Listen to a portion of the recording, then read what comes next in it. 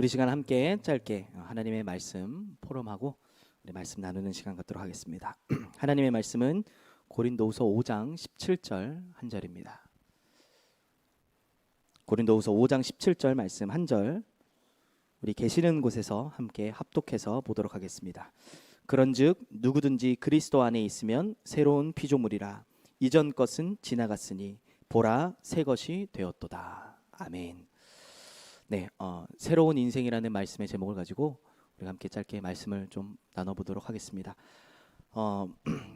우리가 많이 아는 말씀이지 않습니까? 고린도후서 5장 17절의 말씀은 많이 들었고 익숙해져 있는 말씀입니다. 자, 그런데 이 말씀이 무엇을 의미하는지에 대해서 여러분들은 날마다 확인하고 누리고 계십니까? 이 고린도후서 5장 17절에는 이렇게 말씀합니다. 누구든지 그리스도 안에 있으면. 그리스도 안에 있다라는 게 무엇을 의미합니까? 하나님께서는 우리에게 말씀하십니다. 내가 거룩하니 너희도 거룩하라. 뭔가 우리가 열심히 노력해서 또는 우리가 뭔가 업적을 쌓아서 거룩하게 될 수 있는 그런 부분이 아니죠. 거룩하다라는 의미가 뭡니까? 구별된다라는 의미를 갖고 있습니다. 내가 구별되어 있으니 너희도 구별되어라. 한마디로 무엇입니까? 하나님의 자녀답게, 하나님의 백성답게, 누구든지 그리스도 안에 있다라는 것은 하나님이 우리를 구별된 자로 부르시고 하나님의 소유로, 하나님의 것으로 새롭게 세우셨다라고 말씀하는 겁니다. 그런데 중요한 것은 우리가 그렇게 하나님께 구별받은 인생이 되었음에도 불구하고 여전히 내 생각 갖고 내 방법 갖고 내 계획을 갖고 살아가진 않습니까? 대부분의 많은 사람들은 그렇게 살아갑니다. 그냥 생각 없이 살아가는 사람도 있고요. 어떤 사람들은 철저하게 내 인생의 미래의 플랜을 가지고 살아가는 사람도 있습니다. 어떤 게 맞을까요? 분명한 것은 성경적으로 다 틀렸습니다. 하나님 보신 입장에선 전부 다 틀렸습니다. 왜 그렇죠? 전부 내가 주인 되어 살아가고 있기 때문입니다. 그래서 하나님은 오늘 우리에게 새로운 인생을 주시기를 원하고 계십니다. 오늘 예배하는 모든 하나님의 자녀들이, 예배하는 주의 백성들이 이 속에서 말씀하고 있는 새로운 인생을 나의 것으로 찾아 누리시는 은혜의 시간 되시기 바랍니다. 그럼 그리스도 안에 있는 인생이 무엇입니까? 첫 번째로 말씀합니다. 주인이 바뀐 인생이다. 누구든지 그리스도 예수 안에 있으면 새로운 피조물이다. 우리의 주인이 완전히 바뀐 인생이 된 겁니다. 우리의 주인 누구시죠? 예수 그리스도. 하나님께서 우리가 알기도 전에 먼저 우리를 찾아오셨습니다. 요한복음 15장 16절에 말씀하시죠. 내가 너희를 택하여 세웠나니. 너희가 나를 택한 것이 아니라 내가 너희를 택하여 세웠다라고 말씀합니다. 하나님이 우리 인생을 먼저 찾아오셨어요. 마가복음 3장 13절에는 또 말씀합니다. 예수님께서 산에 오르사 제자들을 부르셨는데 원하는 자들을 부르셨다라고 말씀합니다. 하나님께서 원하셔서 우리를 부르시고 하나님께서 선별하셔서 우리를 택하셨습니다. 그렇기 때문에 우리가 하나님 자녀된 겁니다. 그것을 보고 우리는 은혜라고 얘기하지 않습니까? 우리의 주인이 바뀐 인생, 먼저 하나님의 은혜 받은 인생이 된 겁니다. 그때부터 우리는 어떤 인생입니까? 더 이상 내 방법, 내 계획, 내 생각 갖지 않고 살아도 되는, 하나님의 인도 따라가면 되는 인생이 된 겁니다. 출애굽기 6장 7절에는 말씀합니다. 하나님께서 이스라엘 백성들을 출애굽시키신 이유에 대해서, 출애굽시킬 것이라는 이유에 대해서 말씀해 주세요. 뭡니까? 나는 너희의 하나님이 되고 너희는 내 백성이 되게 하려니라. 한마디로 무슨 얘기냐면 내가 너희의 하나님이 되어서 너희의 모든 것들을 인도하고 지키고 보호할 거야. 그래서 내가 너희를 출애굽하게 하는 거야 라고 말씀해 주고 계시는 것이죠. 하나님 왜 우리를 구원하셨습니까?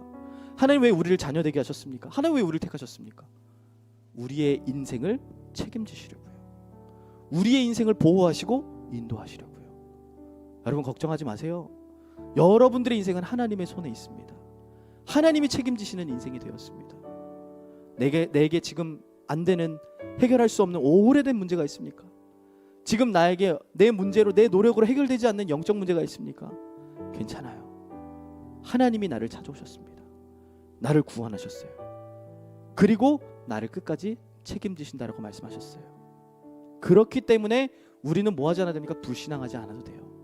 문제는 뭐냐? 하나님이 주신 말씀은 전부 다 놓쳐버리고 눈에 보이는 거, 내가 생각하는 거, 그거 붙잡고 살아가니까 눈에 보이는 대로 염려하고 걱정하는 겁니다. 분명히 성경에는요, 염려하지 말아라, 두려워하지 말아라 계속 말씀하지 않습니까? 왜요? 이유가 있기 때문에 그러지 않습니까? 모든 것 대신 하나님께서 나를 책임지시고 나를 인도하신다. 우리가 그런 주인 바뀐 인생입니다. 그래서 우리는 어떤 자입니까? 모든 문제 해결자 되시는 예수 그리스도가 내 안에 영원히 함께 하시는 인생이 되었다. 주인 바뀌었습니다, 여러분. 여러분들의 주인이 바뀌었어요. 우리가 이사를 가도요, 주인이 바뀌면 그 집의 주인이 바뀌면 그 집에 대한 모든 권한이 그 주인에게 주어지듯이 우리의 인생에 주인이 그리스도로 바뀌었습니다. 여러분들의 인생에 있어서의 모든 권한은 그리스도께 있습니다. 근데 그리스도께서 어떤 분이십니까? 하늘과 땅의 모든 권세를 가지시고 온 세상 만물을 통치하고 계시는 분이십니다. 그 예수 그리스도 이름 앞에 모든 만물이 무릎 꿇는 이름입니다.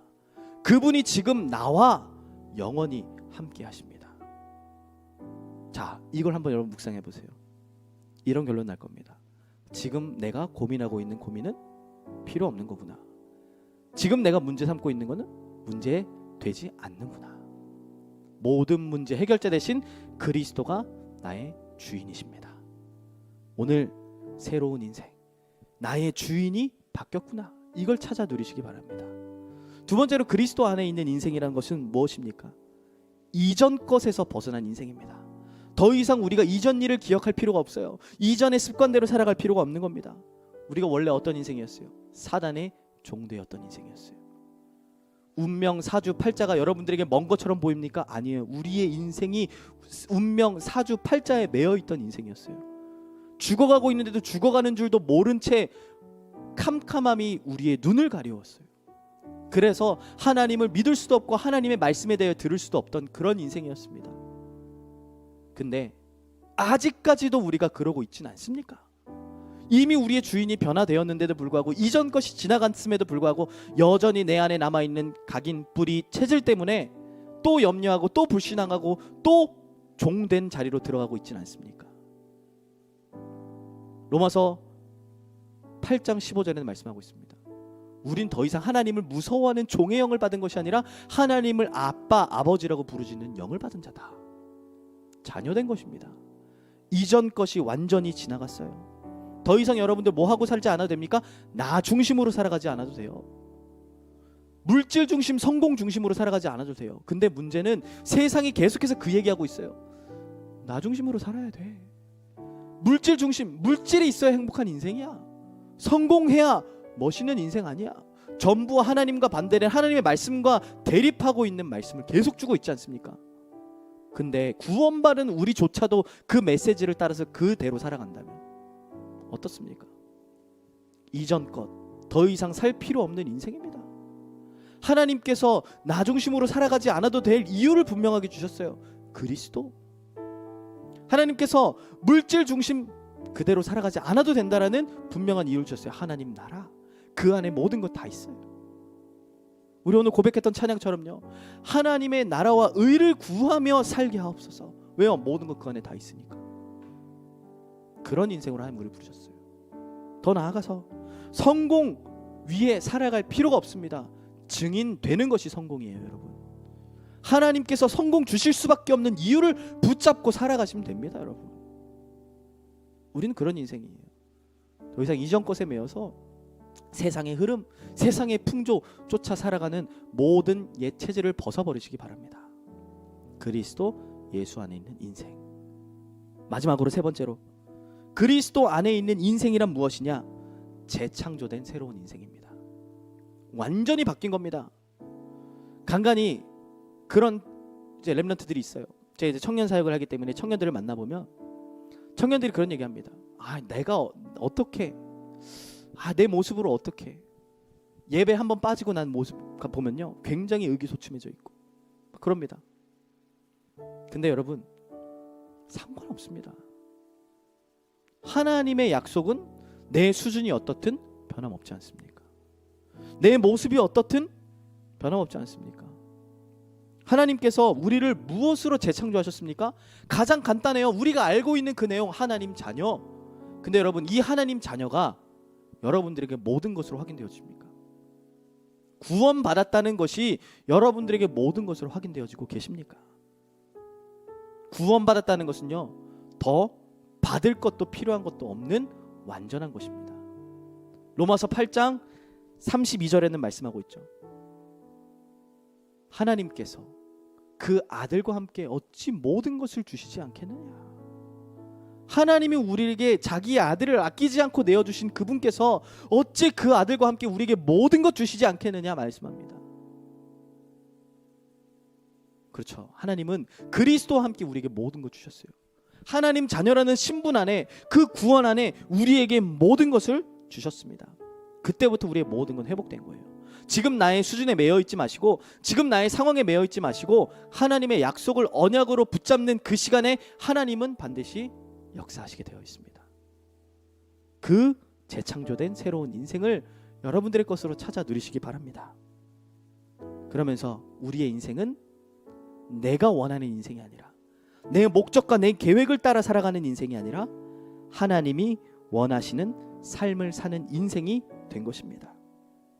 그리스도 복음을 위하여, 하나님 나라를 위하여 성령 충만함의 증인으로 오늘을 살아가시기를 바랍니다. 마지막으로 하나님께서 우리에게 237 치유 서밋이라는 말씀을 주셨죠. 오늘 우리가 읽진 않았지만 고린도후서 5장 18절 이후에 19절부터는요, 그 새로운 피조물인 너희에게 하나님께서 부탁하신 것이 있다라고 말씀합니다. 뭘 부탁하셨냐? 하나님과 세상을 화목하게 하는 직분을 우리에게 맡기셨다고 말씀합니다.